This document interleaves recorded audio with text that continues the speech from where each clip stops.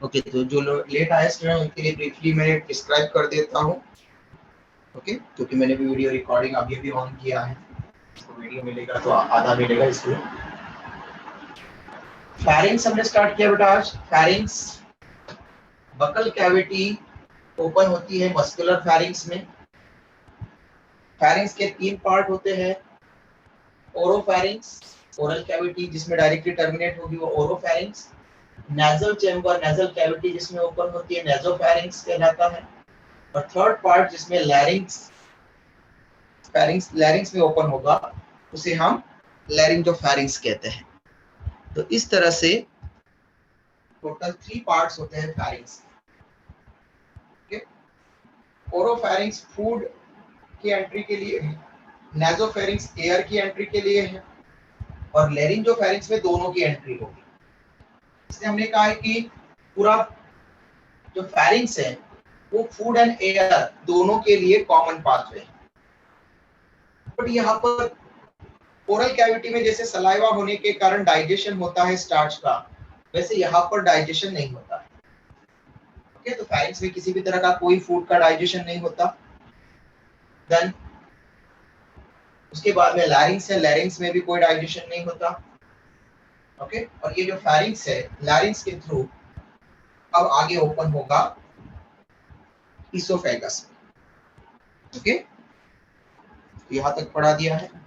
Next number 4 oesophagus और food pipe.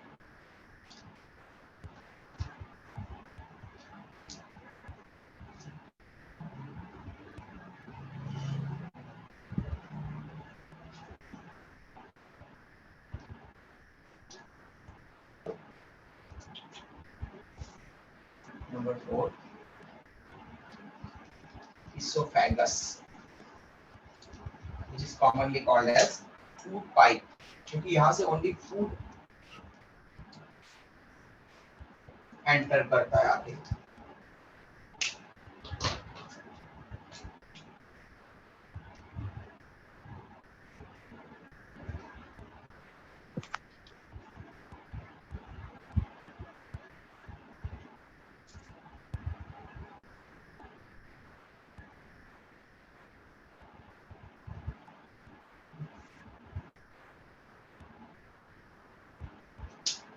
यहाँ पर जो लैरिंक्स है, लैरिंक्स के बाद में यहाँ पर 2 ट्यूब प्रेजेंट होती है एक्चुअली।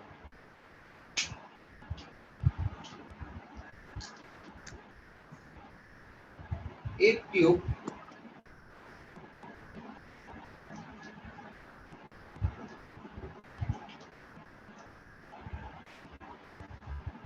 जिसमें ओनली एयर पास होगी, जिसको हम विंड पाइप कहेंगे। विंड पाइप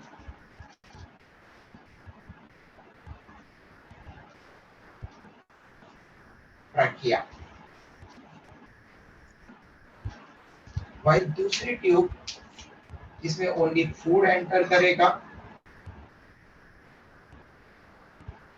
एक्चुअली मैं आप लोगों को यहाँ पर प्रॉपर डायग्राम नहीं बता रहा हूँ, बस आपको समझने के लिए बता रहा हूँ।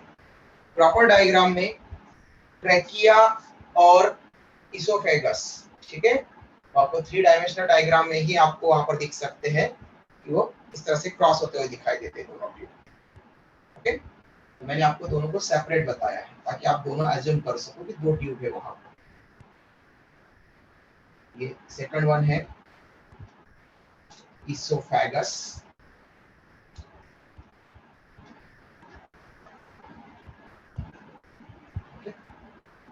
फूड पाइप, इसमें फूड एंटर करेगा। लॉन्ग है, लेकिन यहां से तो फूड और एयर दोनों आ रही है, फिर कौन कंट्रोल करेगा कि इसोफेगस में ओनली फूड जाए, और कौन ये वहां पर कंट्रोल करेगा कि विंड पाइप में ट्रैकिया में ओनली एयर जाए? बताओ कौन decide? Epiglottis. Yes, epiglottis. Very good, it is epiglottis. मैं यहाँ पर इसको ओके, तो इनके ऊपर एक फ्लैप लाइक कवरिंग होता है which is called as epiglottis.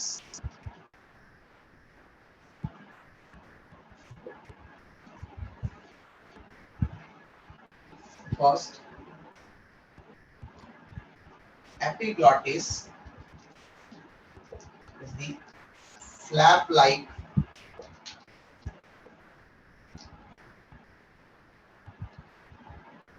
membranous covering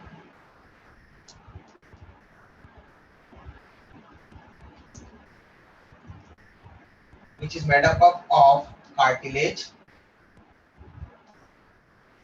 made up of cartilage. Okay, cartilage एक कनेक्टिव टिश्यू होता है, जैसे बोन होता है, ब्लड होता है, वैसे कार्टिलेज एक कनेक्टिव टिश्यू होता है. कार्टिलेज से बना है वो elastic cartilage structure. Epiglottis is the flap-like covering made up of cartilage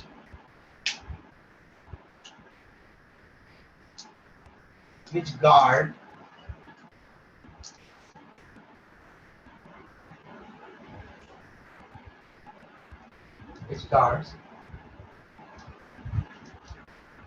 windpipe, trachea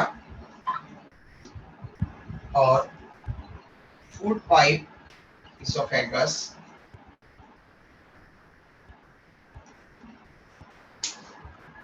either at one time.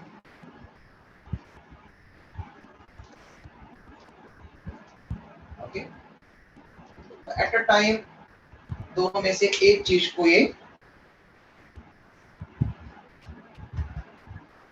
Cover करेगा. ओके, दोनों में से एक को कवर करेगा एक टाइम पर. अगर इसने विंड पाइप को कवर किया है तो फूड पाइप का ओपनिंग ओपन है, अपर्चर ओपन है. और अगर इसने फूड पाइप को कवर करके रखा है तो विंड पाइप का ओपनिंग कवर है. तो ऐसा कब होता है?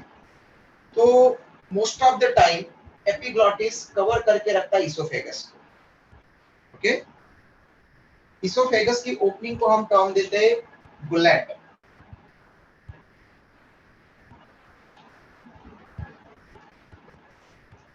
ओके, और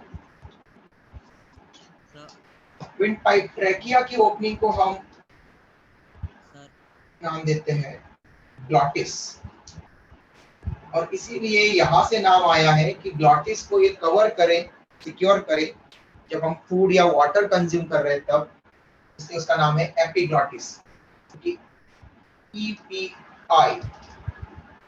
सर फिर फूड पाइप के ओपनिंग को क्या बोलते हैं? क्या बेटा? फूड पाइप की ओपनिंग को एक बार रिपीट करेंगे sir? Gullet, GULLET, gullet. Sir आपने जो डायग्राम बनाया वहाँ पे क्लियर नहीं है. यस बेटा. सर आपने जहाँ पे डायग्राम बनाया वहाँ पे क्लियर नहीं है. ओके, हाँ वो शायद नेटवर्क के कारण हो रहा है. आज पावर कट हुआ था तो नेटवर्क के कारण शायद हो सकता है. मैं एक बार ट्राई करने की कोशिश करता हूँ, लेकिन वो लेंस वगैरह का डिस्टर्बेंस था.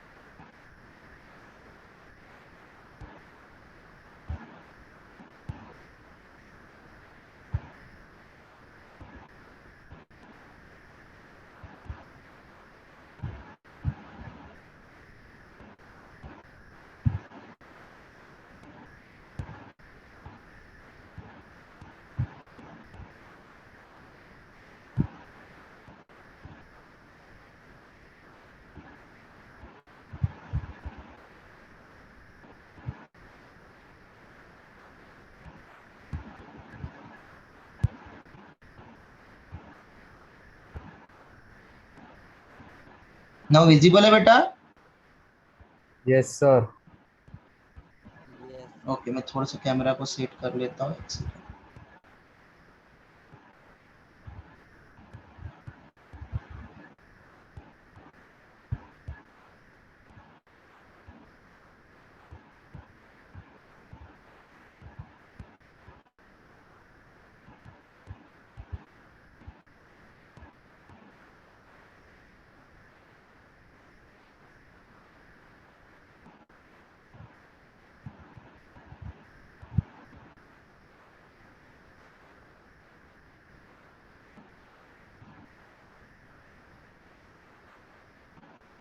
Okay,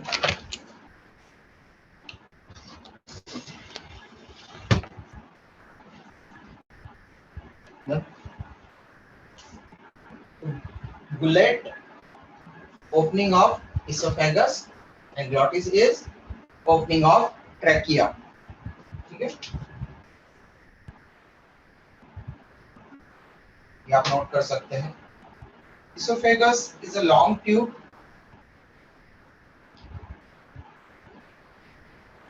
long muscular tube,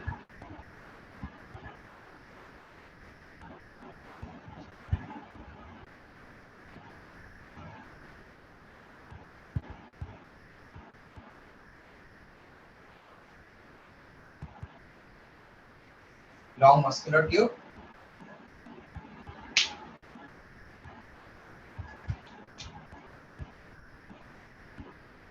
which also do not participate in digestion, which also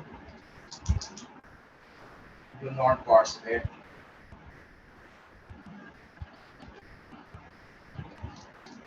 in digestion, like pharynx, larynx, ये भी डाइजेशन में पार्टिसिपेट नहीं करता है। तो डाइजेशन में पार्टिसिपेट नहीं कर रहा है तो फिर डाइजेस्टिव ट्रैक्ट का पार्ट क्यों है? क्योंकि ये आगे पुश करेगा, फूड पार्टिकल्स को पुश करने में हेल्प करेगा, और इसलिए आप लोगों ने 9-10 में पढ़ा होगा एक special movement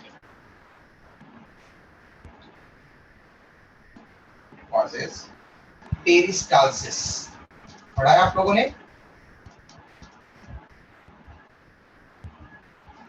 peristaltic movement. Yes, peristaltic movement, ठीक है, उस फिनोमेनन को बोलते हैं हम peristalsis.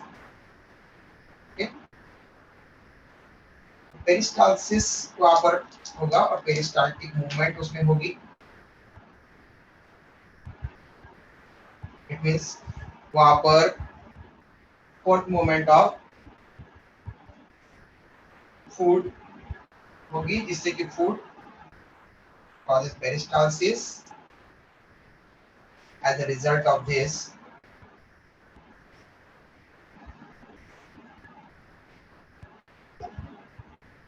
food reach into stomach.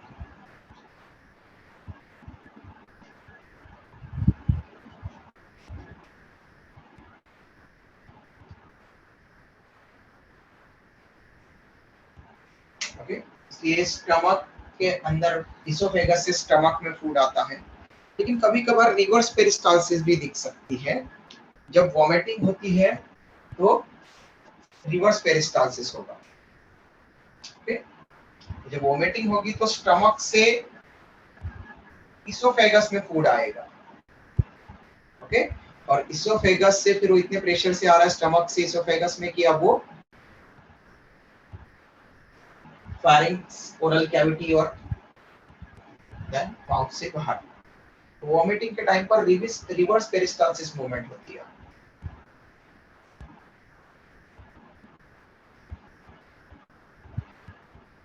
Sir एक बार डायग्राम से एक्सप्लेन करो ना। क्या बेटा? सर डायग्राम की मार्किंग एक्सप्लेन करो ना एक बार। मार्किंग, ओके ठीक है, रुको बता दूंगा, फिर से बता दूंगा। क्या तक क्लियर है? अब एक और टर्म जो मैं आपको बताने वाला था कि इसोफेगस से लेकर आपको एलिमेंट्री कैनाल बता था कि एलिमेंट्री कैनाल मतलब माउथ टू एनस। ओके, फिर आपको शायद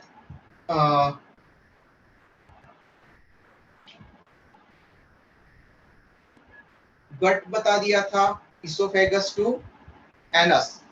ओके, इसोफेगस की जो ओपनिंग है गुलेट, तो गुलेट से लेकर तो anus. Yes gut, human gut किसको बोलेंगे हम, gullet to anus part. Okay, मतलब गुलेट इसोफेगस की ओपनिंग है, यहाँ से लेकर तो आगे पूरा इसोफेगस, देन स्टमक, इंटेस्टाइन और इंटेस्टाइन का ओपनिंग, लार्ज इंटेस्टाइन का ओपनिंग एनस, यहाँ तक के पार्ट को गट बोलते हैं। ओके, स्क्रीनशॉट ले सकते हैं बेटा आप लोग, अगर प्रॉपर नहीं आ रहा हो तो बता देना, मैं आपको भेज दूंगा ग्रुप पर। तब तक मैं एक्सप्लेन करता हूँ दूसरे स्टूडेंट्स के लिए। किसका डाउट था बेटा, ये मार्किंग किसको समझना थी डायग्राम में प्रॉपर?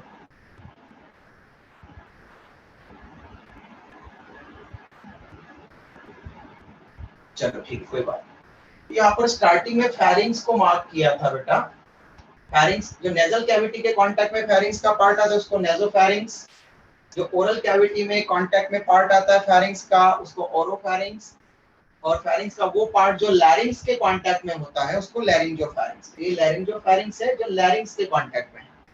ओके, अब फेरिंग्स लैरिंग्स के थ्रू ओपन होगा, डाइजेस्टिव सिस्टम का पार्ट पढ़ेंगे तो ओपन होगा इसोफेगस में।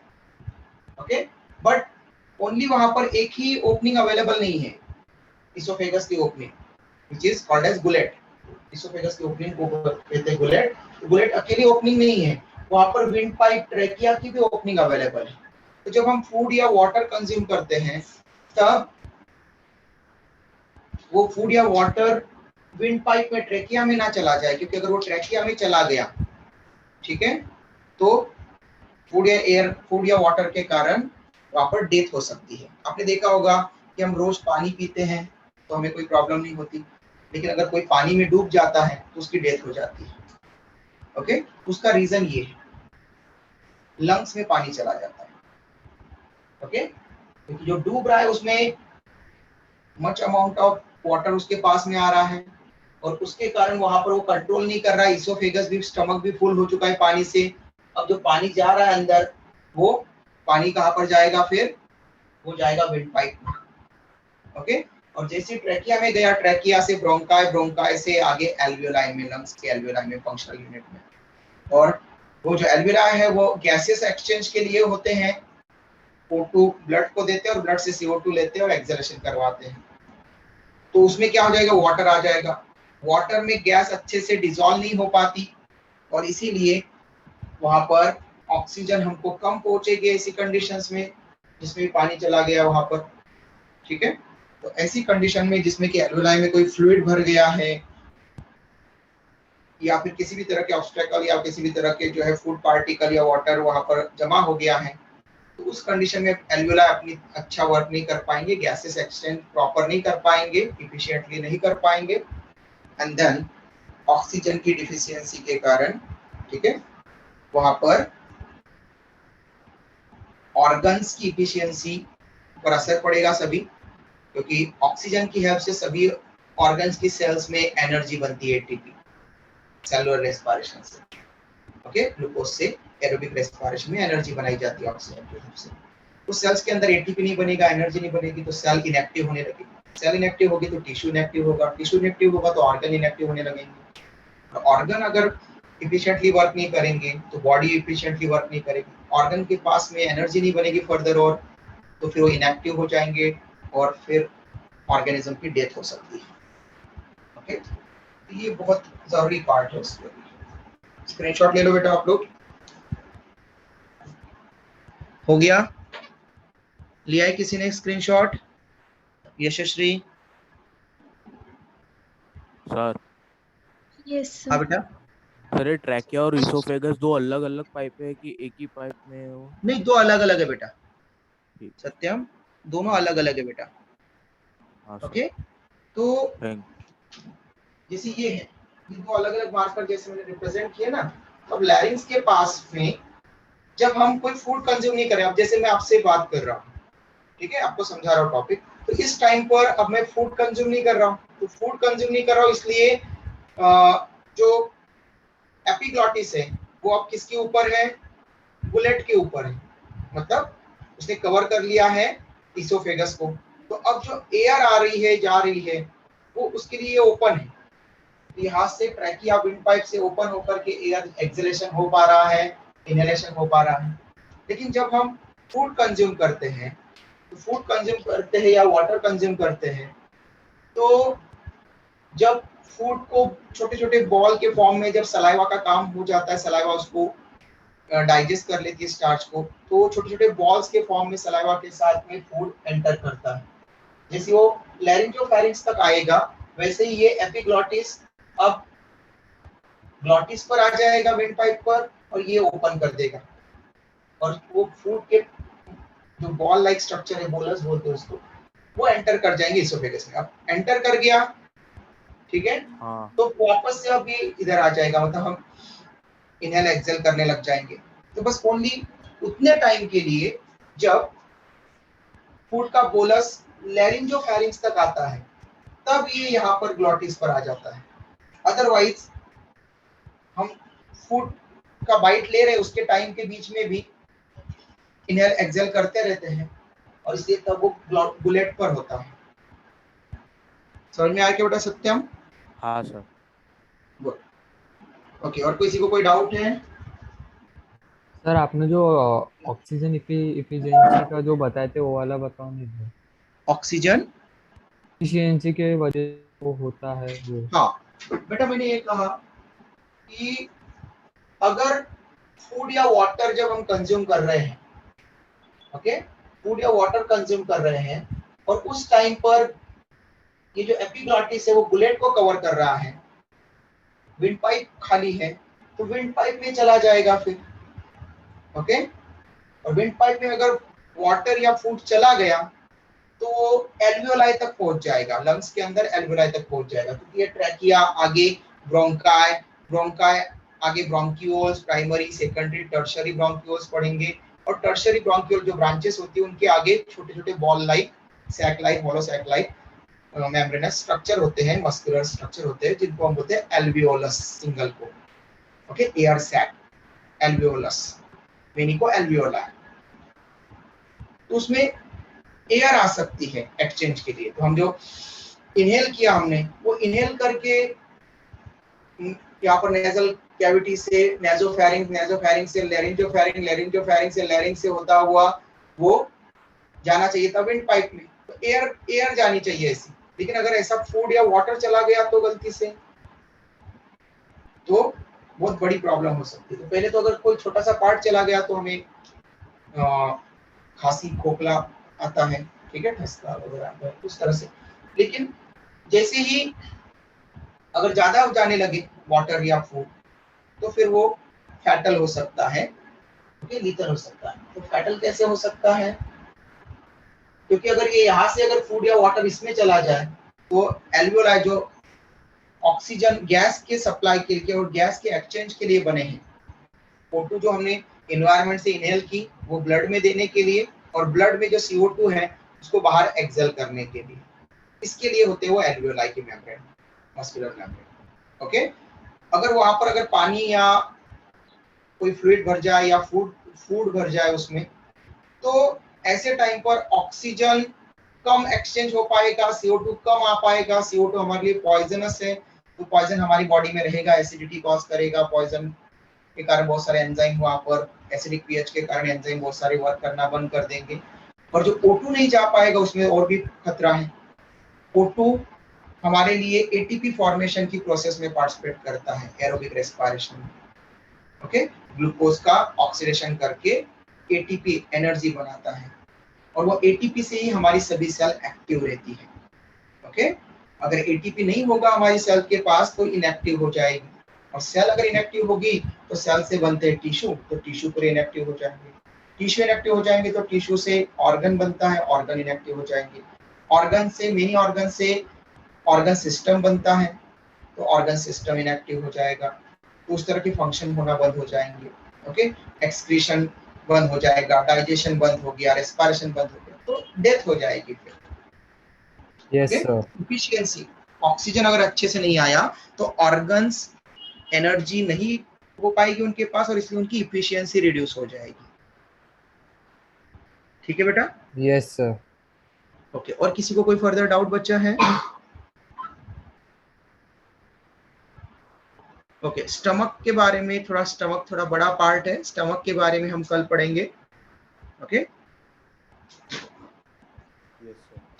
चलो बाय, टेक केयर बेटा, कल मिलते हैं। स्टमक को कल कंप्लीट करेंगे पूरा। Yes, Thank you, thank you sir.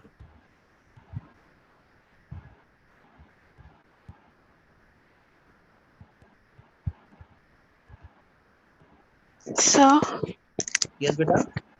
Sir आप पुराने लेक्चर सेंड कर दोगे क्या ग्रुप पे?